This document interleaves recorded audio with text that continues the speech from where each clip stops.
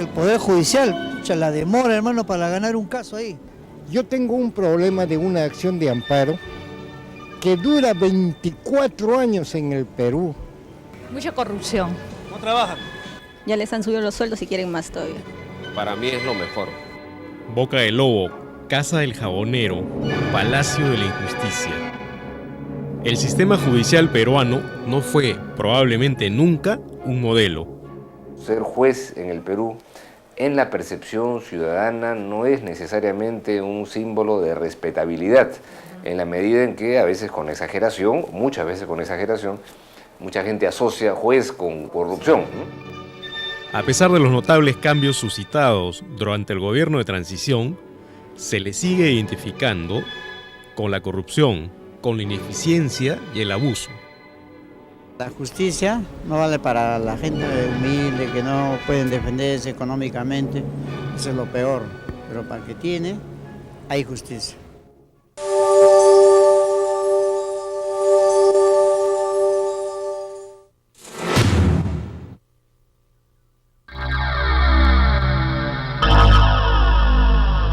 ¿Qué es lo que bloquea el cambio? ¿Cómo salir del letargo? Primero habría que pensar si es que ha habido siempre voluntad política para el cambio. Segundo, habría que pensar si es que para lograr este propósito ha habido o ha existido siempre un apoyo económico sostenido. Yo pregunto, en estos dos aspectos, ¿lo hubo? Vivimos un mundo un poco tropicalizado en cuanto a las leyes y no se ha creado una jurisprudencia uniforme dada la gran cantidad de modificaciones que se tienen a la legislación. Hay consenso en que para lograr el cambio en el Sistema Nacional de Justicia debe afianzarse, ante todo, la independencia de poderes. Un poder del Estado es el Poder Judicial y para lo cual es necesario que se comprendan y se entienda de que el sistema de justicia integra un poder del Estado. El sistema judicial tiene que ser, por definición, independiente, para que sus sentencias o decisiones no respondan a los deseos o necesidades del poder político o tampoco del poder económico. Para lograr este cambio, lo primero es reformar la Constitución y luego promulgar la Ley Orgánica del Poder Judicial. Sería preferible que previamente tuviéramos el marco constitucional definido, porque también va a determinar cómo va a ser la organización y las atribuciones con respecto a las instituciones vinculadas a la administración de justicia. ¿Cómo hacer que este debate constitucional sea enriquecedor? El Sistema Nacional de Justicia está conformado por el Poder Judicial, el Tribunal Constitucional, el Ministerio Público, el Consejo Nacional de la Magistratura y la Academia Nacional de la Magistratura. Por añadidura, la Defensoría del Pueblo y el Ministerio de Justicia son dos instituciones del Estado también vinculadas al sector justicia. Un proyecto de ley del Ejecutivo agrupa a todas estas entidades en el CERIAJUS, es decir, en el Comité Especial para la Reforma Integral de la Administración de Justicia. Debe participar la sociedad civil en esta iniciativa. Proceso en el cual es absolutamente indispensable una participación organizada de la sociedad civil y de sus instituciones, ¿no? Para que en ese proceso pueda haber esa otra percepción, ¿no? Hay que hacer un plan estratégico, hay que buscar opiniones, hay que generar ejes, hay que plantear caminos. Eso lo tenemos que hacer mediante todo el aporte que recibamos de todas esas organizaciones que tienen interés por el cambio en la justicia. ¿Quién debe liderar este cambio? Soy una parte más de este quehacer judicial. El liderazgo lo tienen que tener todos los jueces en el área donde se están desarrollando. Obviamente, de que si ellos no asumen esta responsabilidad, no asumen este liderazgo, tenga usted la seguridad que el que habla por más voluntad y propósito que tenga para hacer los cambios, realmente no va a ocurrir en la medida que uno quisiera hacerlo. Así que esa es la responsabilidad de los magistrados, de todos. Desde el punto de vista legal, quienes deben promulgar nuevas normas son los parlamentarios. Se pueden hacer foros, seminarios, consultas, hay infinidad de formas de abrir la participación, pero creo que la decisión al fin y al cabo la va a tener el Congreso. Como fuere, en lo que también hay consenso es en la necesidad de un acuerdo nacional por la justicia. Yo he planteado, dentro de mi plan de trabajo, un acuerdo nacional. Y el acuerdo nacional por la justicia. El acuerdo nacional va a involucrar a todas las entidades de todos los sectores que estén vinculados con la justicia para los efectos de que ellos, desde su ángulo, desde su punto de vista, promuevan justamente este cambio. Cuando se habla de acuerdos nacionales, ¿no? Este debiera ser un gran tema de acuerdo nacional. ¿Qué tipo de poder judicial queremos? ¿Con qué características? Porque si cada gobierno o cada ministro de justicia va a tener su propio proyecto y va a querer dejar su propio sello, simplemente la solución va a ser que no vamos a encontrar más que la misma situación dentro de 5, 10 o 20 años. En los próximos meses se verá si es viable o no este acuerdo, pero lo que resulta urgente es que la reforma, el cambio o la transformación del Poder Judicial no espere más.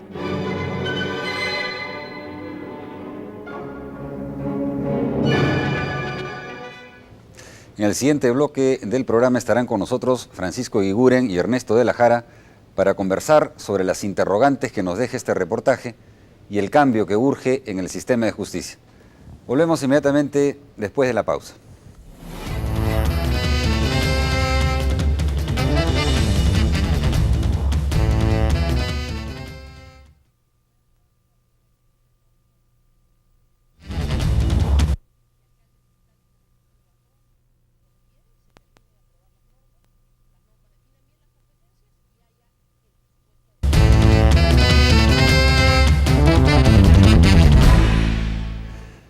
¿Cómo hacer para acabar con el letargo y emprender el cambio en el sistema de justicia? Para conversar al respecto están con nosotros Francisco Eguiguren, profesor de la Pontificia Universidad Católica, y Ernesto de la Jara, director del Instituto de Defensa Legal. Bienvenidos. Bueno, ambas instituciones, la Universidad Católica y el IDL, junto con los jueces para la justicia y democracia, han constituido un consorcio que tiene este proyecto llamado Justicia Viva y tienen justamente en su interés impulsar este tipo de cambios en el sistema de justicia. La primera pregunta sería, Ernesto, ¿hay voluntad política para emprender el cambio que se necesita en el sistema de justicia? Bueno, yo diría que es una pregunta que respondería sí y no. O sea, digamos, sí la hay en relación al pasado, por supuesto, y prueba de ello es que se está avanzando de manera significativa, tal como se ha visto en el reportaje. Pongamos, hay más de 50 jueces que ahora son titulares. Antes el 80% era solo provisionales y suplentes.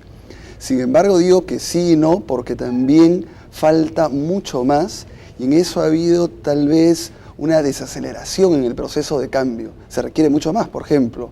El cambio no va a venir naturalmente por ley de gravedad, sino se requiere una especie de entidad, de instancia, con participación de diferentes instancias del Estado y también de la sociedad civil, de diferentes sectores, que impulse el cambio. Y eso ya había el tiempo suficiente para crearse y no se ha creado. Entonces ese es un déficit de los cambios que se requieren, ¿no? Ahora, bueno, pero lo que existe es este CERIAJUS, ¿no? El Comité Especial para la Reforma Integral de la Administración de Justicia. ¿Este es un ente capaz de conducir el cambio? ¿Es de lo que estamos hablando o necesitamos otra cosa? Mira, yo creo que uno de los principales problemas que han tenido los anteriores esfuerzos de reforma y de mejora del sistema de justicia es que la iniciativa casi siempre venía del Ejecutivo, a veces con una dosis de buena intención y otra mucha con que no. Entonces, el primer problema es que impulsar un cambio requiere una participación conjunta, por eso coincidimos con lo que ha dicho el presidente de la Corte Suprema, la idea de este pacto por la justicia, este pacto político que incluye a las fuerzas políticas, pero que también incluye a un conjunto de instituciones. Este Seriajust, de alguna manera, es un esfuerzo que reemplaza a lo que fue la fallida e inconveniente experiencia del Consejo de Coordinación Judicial. O sea, la virtud que tiene es que es un esfuerzo de integración de las cabezas de las instituciones que tienen que hacer con la justicia. Yo no sé si finalmente ellos serán capaces de conducir el cambio, pero lo que sí es evidente es que sin ellos no se puede hacer un cambio. Y el papel que tienen es precisamente ser parte de ese esfuerzo de cambio al que hay que sumar a la sociedad civil y sus organizaciones, al mundo empresarial, a la prensa y a otros sectores. ¿Y hay condiciones entre los mismos jueces para impulsar este cambio? El presidente de la Corte Suprema, recién electo, justamente hablaba de que hay una gran responsabilidad en todos ellos, y bueno, y hay algunas asociaciones también que se han constituido en ese sentido, pero ¿hay la capacidad para impulsar el cambio entre los jueces? Mira, en eso hay un elemento sumamente positivo. Yo me atrevería a decir que por primera vez en la historia del país contamos con un núcleo de jueces y de fiscales que están totalmente comprometidos con el cambio. Son jueces y fiscales que tienen un nivel profesional elevado, que son sumamente honestos, que están dispuestos a hacer todo lo posible para que la justicia esté a la altura de las circunstancias y que ya lo están demostrando. Por ejemplo, la Sala Anticorrupción, una materia tan compleja, por ejemplo, está haciendo un excelente papel en lo que significa procesar los casos de corrupción. Esta Asociación de Jueces para la Justicia y la Democracia también es un esfuerzo justamente por liderar desde el interior un proceso de cambio. Ahora, es cierto que todavía es un sector minoritario, pero es un embrión sumamente importante y está demostrado en todos los países del mundo que se requiere la participación de jueces y fiscales en este proceso de cambio, pero es un elemento absolutamente positivo de las circunstancias actuales. Yo sobre eso quería comentar algo. Creo que hay que entender que todo proceso que requiere un liderazgo, pues los líderes nunca son todos. Lo importante es que todos contribuyan, es decir, que el magistrado, que todo magistrado trate de ser lo más eficiente, justo, recto y moral en su tarea. Pero la tarea de liderazgo dentro del sector judicial obviamente no la pueden ejercer todos. Los primeros que tienen que ser líderes tienen que ser los presidentes de corte, porque además un presidente no integra sala, es decir, un presidente además de ser presidente y tener tarea administrativa no hace nada más. Su finalidad es ser verdadero promotor, vocero, interlocutor, activador. Como dice Ernesto, creo que hemos avanzado, pese a la catástrofe que dejó el fujimorismo, este aparato judicial en ruinas que hemos recibido.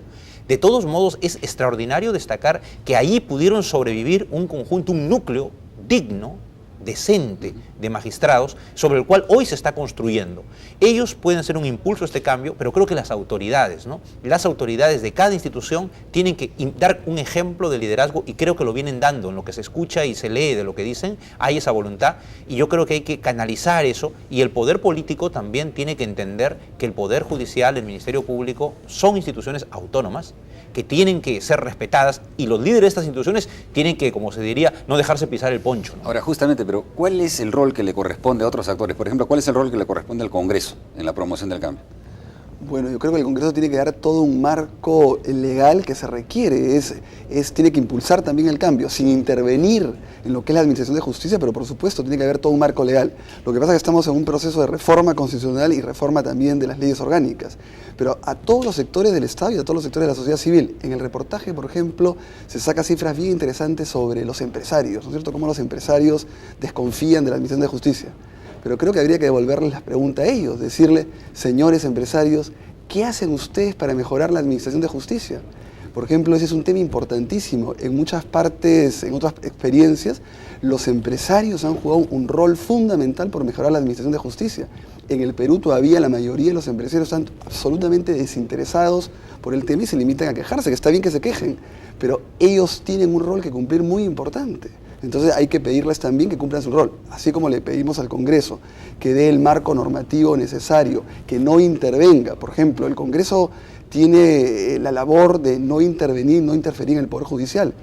Estas comisiones a veces que están investigando, que es una labor del Congreso por supuesto, pero por ejemplo creo que en el caso de Martín Rivas, creo que ha sido inconveniente la labor que ha hecho el Congreso. Entonces, el Congreso debe promover un marco legal y a la vez también debe dejarle el espacio al Poder Judicial que le corresponde, sobre todo cuando lo está haciendo bien. Y a nivel de sociedad civil, como estamos diciendo, no solamente son las ONG, sino los sectores, los medios de comunicación, por ejemplo, están cumpliendo ahora un rol importante. Por primera vez también en la historia del Perú ha habido un interés, una atención especial a la elección del presidente de la Corte Suprema, el presidente de la Corte Superior.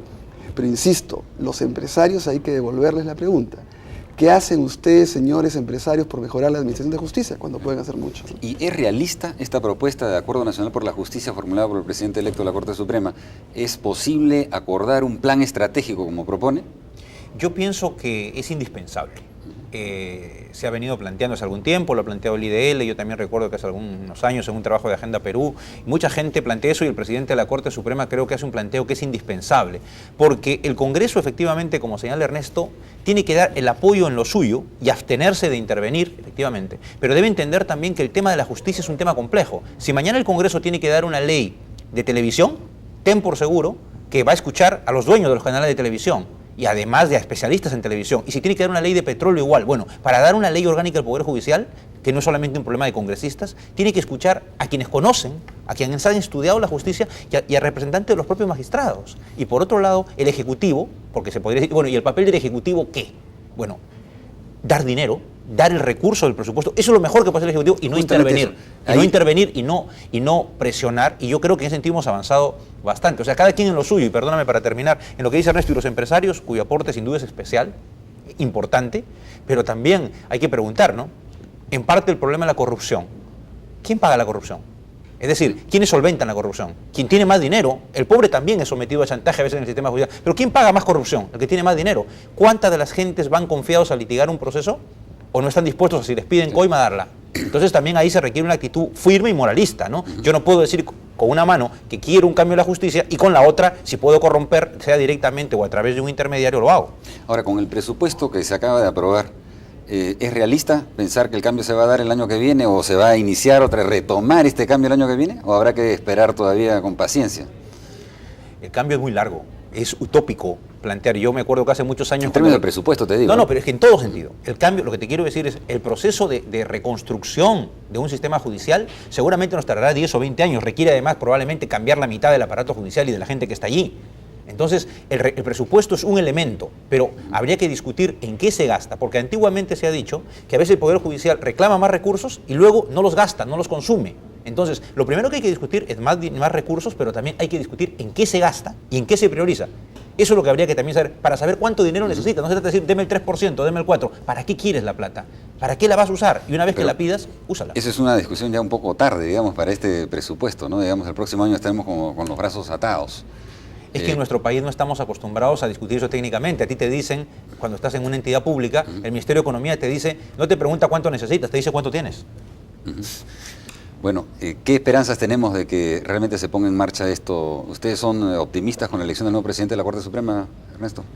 A ver, yo creo que en primer lugar, esto que señalé, que por primera vez el país ha tenido una atención especial a esta elección, ya es importante, que se haya llegado a un resultado. Creo que los dos que han salido elegidos, tanto el doctor Sibina como el doctor Mancilla, tienen una trayectoria interesante que ha generado muchas expectativas. Ambos han hecho declaraciones sumamente positivas. Está planteando, como ha dicho Francisco Eguiguren, el presidente de la Corte Suprema, llamando a un acuerdo nacional, llamando a que participe la sociedad civil. Marca la diferencia con el pasado. El doctor Mancilla también ha dicho que va a hacer todos los esfuerzos del caso para que no haya esta visión del poder que tiene más repudio según las encuestas. Entonces, creo que son declaraciones también importantes. Ahora, hay que ver los hechos, indudablemente hay que tomarles la palabra, es un buen punto de partida. Creo que el que hayan tenido que salir a los medios de comunicación a debatir ideas, a exponer planteamientos, trayectorias, es un punto absolutamente positivo. Ahora, depende, nuestra concepción como Proyecto Justicia Viva es que lo que pase en los predios de la justicia no solamente depende de jueces, fiscales y abogados, sino del conjunto del país. Ya, nos afecta a todos, digamos. O sea, medios de comunicación, por ejemplo, tienen que cumplir una labor de fiscalización en el sentido no solamente de denunciar lo negativo, sino, por ejemplo, aplaudir una buena actuación. Muchas veces se conoce la parte negativa de la Administración de Justicia, pero, por ejemplo, ya he mencionado el caso de la Sala Anticorrupción. Son unas mujeres de un altísimo nivel, con mucho coraje. Se están enfrentando a toda una mafia, a todo un poder importantísimo. Están haciendo, pese a la precariedad, a la falta de recursos, están haciendo una buena labor. Y así podríamos poner una serie de ejemplos. Entonces hay que...